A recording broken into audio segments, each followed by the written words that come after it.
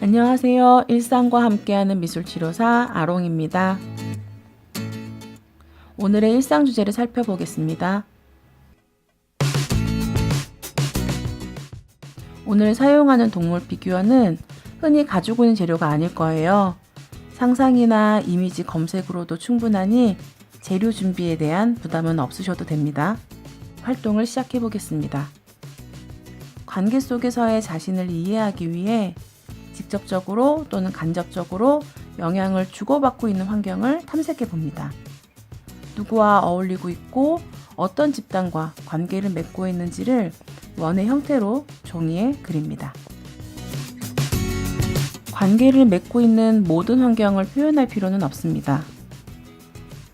현재 중요하다고 생각하거나 떠오르는 것들을 위주로 표현하면 됩니다.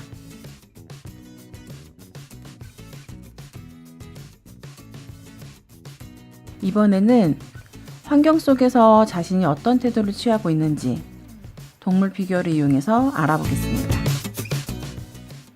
동물에 대한 심상이 저마다 다를 텐데요. 자신이 생각하는 동물의 특성에 집중하면 됩니다.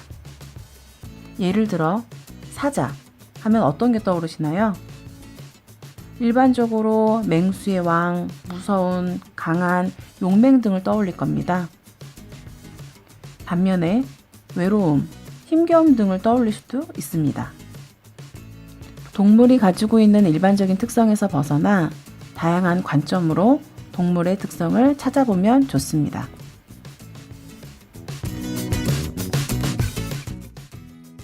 제가 표현한 관계 속의 나를 살펴보겠습니다. 가족에서 나는 천방지축 아기사자. 서화정에서 나는 흔들리지 않는 곰. 여섯별에서 나는 함께 있는 펭귄. 마음톡톡에서 나는 보듬는 캥거루. 다섯 아이에서 나는 아이가 되는 코알라. 조화와 전정에서 나는 신나는 원숭이.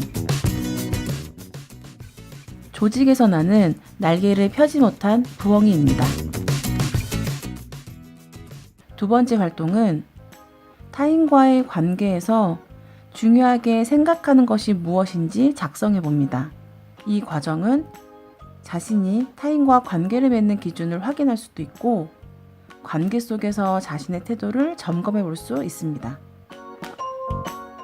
내가 어떤 사람들을 좋아하는지, 어떤 사람들을 싫어하는지, 어떤 사람들을 신뢰하는지, 내 주변에 어떤 사람들이 있는지를 생각해 보시면 작성하는 데 도움이 됩니다.